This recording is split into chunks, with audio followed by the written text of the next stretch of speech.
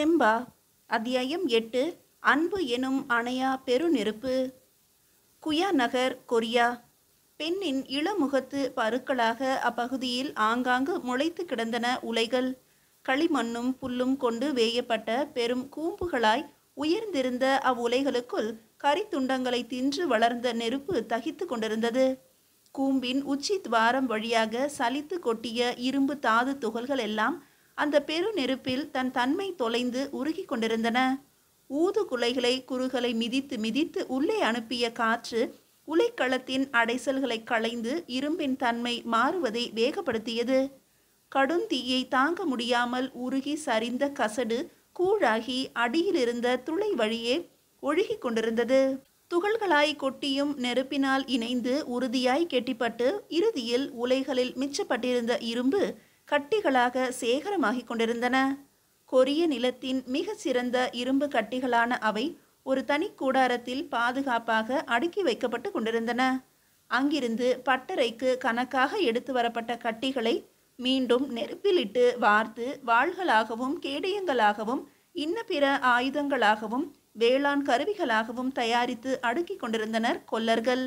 கடலை பார்த்தபடி இருந்த அந்த பெரும் இரும்பு உருக்கு ஆலையின் ஒரு ஓரத்தில் அமர்ந்தபடி ஆலையின் வேக சூழலில் ஓடும் ஒருவித லயத்தை கண்டு ரசித்து கொண்டிருந்தான் சுரோ.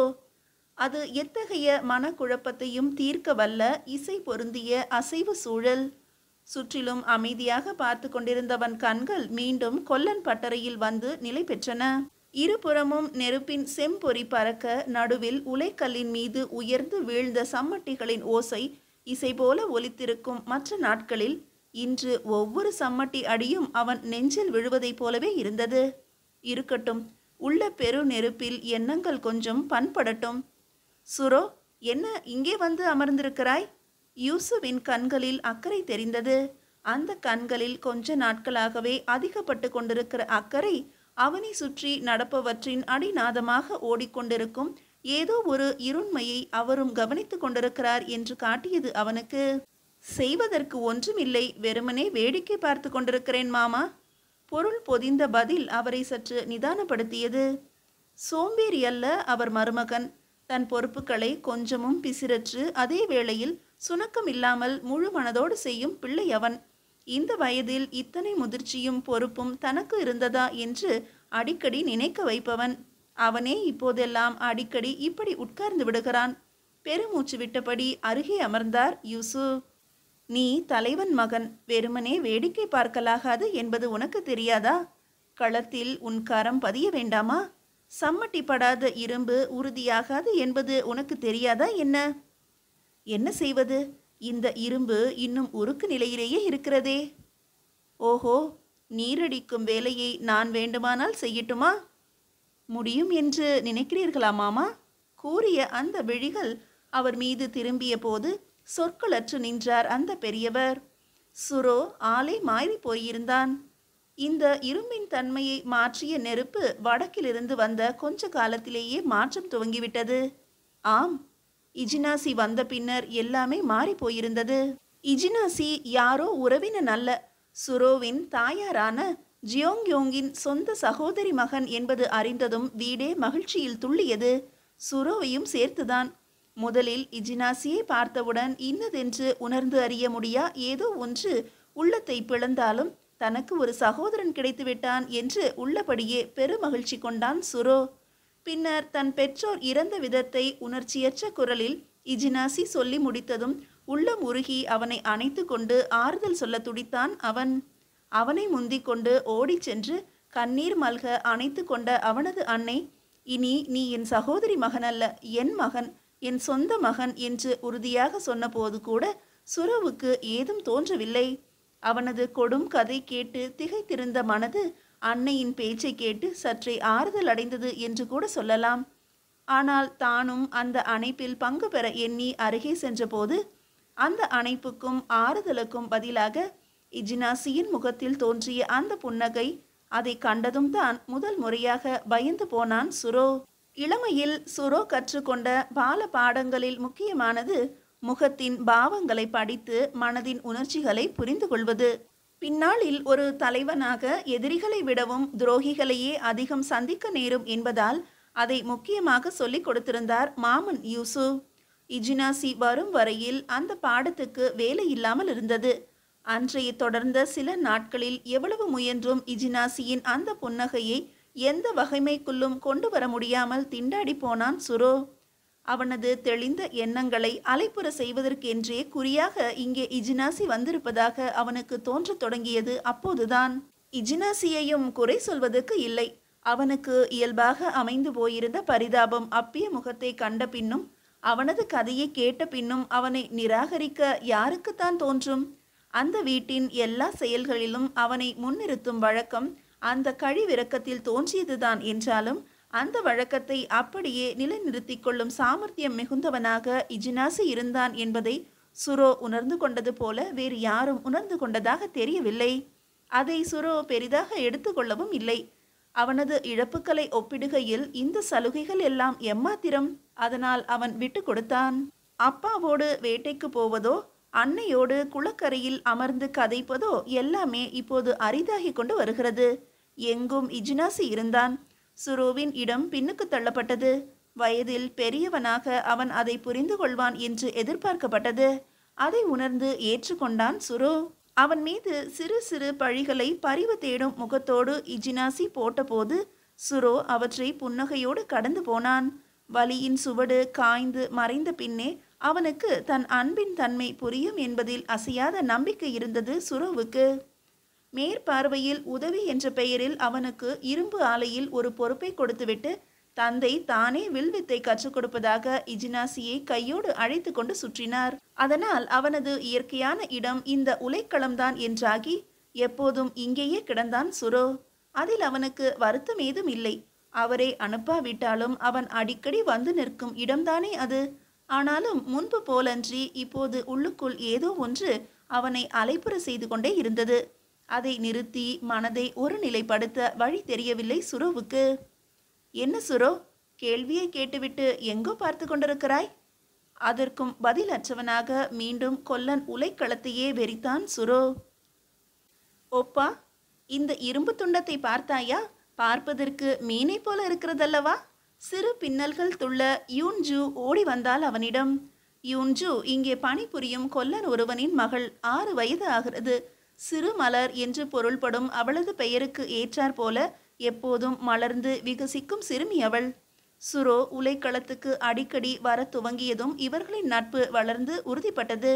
எந்நேரமும் அவளுக்கு சுரோ ஒப்பாதான். அவன் நிழல் போல சுற்றி கொண்டிருப்பாள். அவனுக்கும் அப்படி ஒருத்தி அவனோடு திரிவது பிடித்திருந்தது. ரசித்து சிரிப்பான். ஆமாம், மீன் போலத்தான் இருக்கிறது. இதை எங்கிருந்து பிடித்தாய் யுன்ஜு? அங்கே குவியலில் கிடந்தது. இதை நானே வைத்துக் கொள்ளட்டுமா? இதை வைத்து என்ன செய்வாய்? வண்ணம் தீட்டி விளையாட வைத்துக் கொள்வேன். களத்தின் இரும்பை தனிநபர் பயன்படுத்த தடை இருப்பது சட்டென்று நினைவுக்கு வந்தாலும் அந்த ஒளிர் புன்னகைக்கு ஈடாக அந்த சட்டம் அவனுக்கு தெரியவில்லை. சிறு துண்டம்தானே, இதில் என்ன இருக்கிறது என்று நினைத்து சரி வைத்துக்கொள் என்றான். ஒப்பா என்றால் ஒப்பாதான். கையை பிடித்து குலுக்கிவிட்டு குதித்து கொண்டு ஓடினாள் அந்த சிறுமி. அதை பார்த்து கொண்டிருந்தவன் முகத்தில் தெரிந்த கனிவு சட்டென்று ஒரு தலைவனை இனம் காட்டியது யூசுவுக்கு. அவரின் ஐயங்களையும் அச்சங்களையும் போக்கும் வலிமை அந்த கனிவான புன்னகைக்கு இருந்தது. எத்தனை சிக்கல் வந்தாலும் சோர்வடையாமல் மீண்டுவிடும் தன்மை சுரோவுக்கு இருப்பதை அவர் எப்படி மறந்தார்? உள்ளிருக்கும் அன்பெனும் பெரு நெருப்பை எப்போதும் அணைய விடாதவன் சுரோ. சுரோவின் மீது வைத்த நம்பிக்கை எப்படியும் தவறாது என்று மீண்டும் உறுதி செய்து கொண்டவர் அவன் தோளில் தட்டிவிட்டு நிம்மதியாக கிளம்பினார். அன்று காலை விடியலே சுரோவுக்கு சரியாக இல்லை. ஏனென்று தெரியாமல் எப்படியோ மனதை சமன்படுத்தி கொண்டு வழக்கம் போல இரும்பு ஆலைக்கு வந்து நின்றால் அங்கே வழக்கத்துக்கு மாறாக கூட்டம் ஒன்று கூடி இருந்தது. என்ன பக்கோ, ஏதாவது பிரச்சனையா? எங்கே போயிருந்தாய் சுரோ? கண்கள் சிவக்க நின்றிருந்தார் தந்தை. அப்போது அவர் தந்தை அல்ல, குடியின் தலைவர் ஒபாங் என்று நினைவிருத்தி கொண்டு பணிந்து மீண்டான். வீட்டிலிருந்து இப்போதுதான் வருகிறேன். இரவு பின்னேரம் வரை இருந்தேன். தோயுன்னியிடம் பொறுப்பை ஒப்படைத்துவிட்டுத்தான் போனேன். தோயுன்னை காணவில்லை. இரும்பு கட்டிகள் ஒரு பெட்டியையும் காணவில்லை. யப்பான் தேசத்துக்கு போக வேண்டிய சிப்பம் அது. இவ்வளவு அலட்சியம் எப்படி வந்தது உனக்கு சுரோ? அடிப்படை கேள்விகளற்ற இந்த குற்றச்சாட்டுக்கு பின்னணி என்னவென்று அவன் சிந்திக்கும் முன்னரே இஜினாசி முன்னே வந்து நின்றான். நேற்றைக்கு மட்டுமல்ல, சில நாட்களாகவே நீங்கள் பணியிலிருந்து விரைவாகவே கிளம்பி விடுகிறீர்கள் என்று எனக்கு தெரியும் ஹியோங். நான் தான் அப்பாவிடம் சொன்னேன் என்றான். பின் குறிப்பு: ஹியோங் என்றால் அண்ணன் என்று பொருள். அது சரி, நான் விரைவாக கிளம்புவது உனக்கு எப்படி தெரியும்? தினமும் வந்து பார்த்து கொண்டிருக்கிறாயா? ஆம், உங்களோடு எப்படியாவது நன்றாக பேசி பழக வேண்டும் என்றுதான் சொல்லிக் கொண்டு போனவன் திடீரென்று நிறுத்தி கண்கள் மலர்த்தினான். ஓ, ஒருவேளை நான் வேவு பார்க்கிறேன் என்று நினைத்தீர்களாகியோ? ஐயோ, அப்படித்தான் நினைத்தீர்களா? அதே பாவப்பட்ட முகம். அவனுக்கே கசிந்தது. அப்பாவை கேட்பானேன்? சுரோ, இப்படி தப்பான எண்ணங்களை வளர்த்து கொள்ளாதே. ஒரு தலைவனாக போகிறவனுக்கு இது அழகல்ல. அது கிடக்கட்டும், முதலில் இதற்கு பதில் சொல். நேற்று தோசுனிடம் என்ன சொல்லிவிட்டு போனாய்? தந்தை அவனை மிகச் சரியாக தவறாக புரிந்து கொள்ள துவங்கி சில காலமாகியிருந்தது. காரணத்தை தனித்து சொல்ல தேவையில்லை. ஏதுமில்லை அப்பா, வழக்கம் போல பணி மாற்றம்தான். நான் கிளம்பும் போது கூடாரத்து சிப்பங்களை கணக்கிட்டு விட்டு தான் போனேன். தோயுன்னும் உடன் இருந்தான். எப்படி சிப்பங்கள் காணாமல் போகும்? தோயுன்னும் இப்போது இங்கு இல்லை. அப்பா, தோயுன்னை சந்தேகிக்காதீர்கள். அவன் திருடுகிறவனில்லை. அவனை பணிக்கு ஏற்றுக்கொள்ள சொன்னது நீதானே? இங்கே சேர்வதற்கு முன்பு அவன் என்ன செய்து கொண்டிருந்தான்? அப்பா, அது கேள்விக்கு பதில். சிறு பொருட்கள் திருடிய கள்ளன்தான். ஆனால் அவன் திருந்தியது எப்படி என்று உங்களுக்கே நன்றாக தெரியுமே. தவறு செய்யாதவனை விடவும் தவறு செய்து திருந்தியவன் மேலானவன் என்று நீங்களே சொல்லியிருக்கிறீர்களே. அதெல்லாம் இப்போது பேசாதே சுரோ. உன் பேச்சை நம்பித்தானே பணியில் சேர்த்தோம். அவன் உன்னுடைய பொறுப்பல்லவா? நீதானே கவனமாக இருந்திருக்க வேண்டும். மறுபடியும் சொல்கிறேன், அவன் இப்போது திருடுவதில்லை. தவறாக எண்ணாதீர்கள் ஹியோம். என் மனதில் பட்டதை சொல்கிறேன். தலைமை பொறுப்பில் இருப்பவர்கள் மனதில் பாரபட்சம் இருக்கக்கூடாது என்று நீங்கள் அடிக்கடி கூறுவீர்களே ஹியோம். இப்போது நீங்கள் செய்திருப்பது சரியல்லதானே? உங்கள் மனதில் அவன் திருடமாட்டான் என்ற எண்ணம் இருப்பதாலேயே அவன் திருடவில்லை என்று எப்படி நீங்கள் நம்பலாம்? தவறில்லையா? பாரபட்ச பார்வை இல்லையா? பிசிறற்ற குரலில் இஜினாசி கேட்டான். இல்லை, ஒரு தொழிலாளியின் பண்பை நன்றாக படித்து அறிந்த தலைவனாக என் முடிவில் எனக்கு நம்பிக்கை இருக்கிறது. தோயுன் இந்த திருட்டை செய்திருக்க வாய்ப்பே இல்லை. அதுபோலவே நான் யார் மீதும் பாரபட்சமும் காட்டுவதில்லை. எனக்கு எல்லோரும் ஒன்றுதான். அப்படியா? இந்த உலைக்களத்திலிருந்து யாரும் இரும்பை தனிநபர் பயன்பாட்டுக்கு எடுக்கக்கூடாது என்பது விதிதானே? அதை பாரபட்சமாக நீங்கள் மீறவில்லை என்கிறீர்களா? திடீரென திசை மாறி இது எங்கே போகிறது என்று அறிந்தவனாய் தம்பி எனப்பட்டவனை பார்த்து கொண்டு பேசாமல் நின்றான் சுரோ. அவனது அமைதியை பயன்படுத்தி கொண்டவனாக இஜினாசி கண்களை காட்ட ஒருவன் யூன்ஜூவை தரதரவென்று இழுத்து வந்து கூட்டத்தின் நடுவில் விட்டான். ஒப்பா! கண்களும் மூக்கும் ஒழுக அவனை பார்த்து ஒலியற்ற அழுகையில் கரைந்து நின்றாள் சிறுமி. கண்களில் அத்தனை மிரட்சி. எவ்வளவு மிரட்டினார்களோ பாவம். இந்த இரும்பு கட்டியை இந்த திருடி எடுத்து போக சம்மதித்தீர்கள் தானே ஹியோம்? அது பாரபட்சம் இல்லையா? கேட்டான் இஜினாசி. திருடி என்று சொல்லாதே, அவள் குழந்தை. ஒருவர் செயலை கொண்டுதான் அவர் யார் என்று கணக்கிட முடியும். அவள் சிறுமியானாலும் திருடியே தான். அதை மாற்ற முடியாது. சொற்களை கொட்டாதே இஜினாசி, அள்ள முடியாது.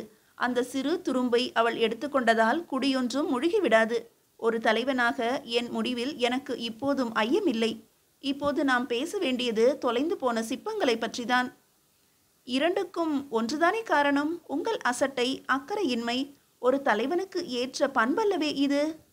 ஆ, எத்தகைய குற்றச்சாட்டு! அவன் எங்கே வந்து நிற்கிறான் என்று புரிந்து அதிர்ந்து தந்தையை பார்த்தால் அவர் இஜினாசியை பெருமை பொங்க பார்த்து கொண்டிருந்தார்.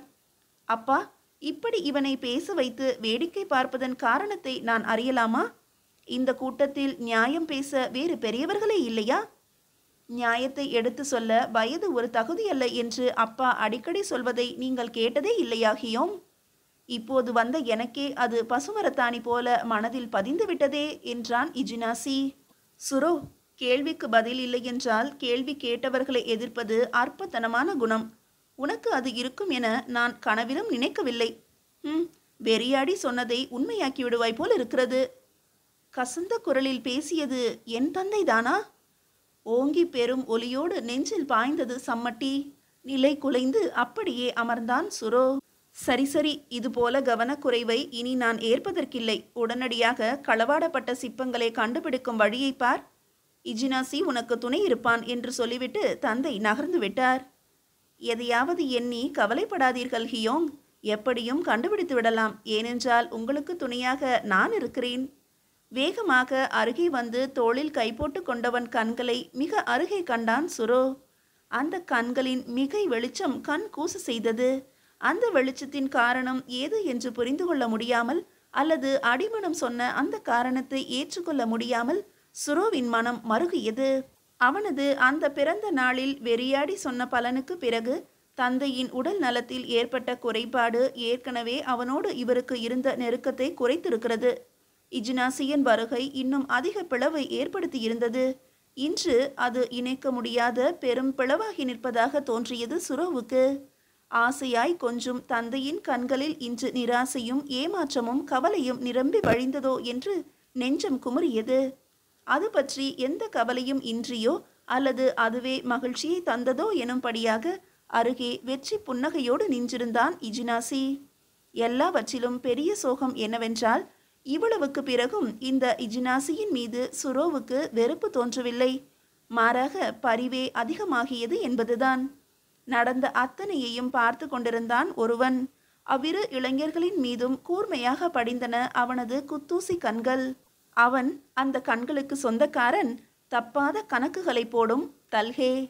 மீதியை அடுத்த அத்தியாயத்தில் காணலாம்.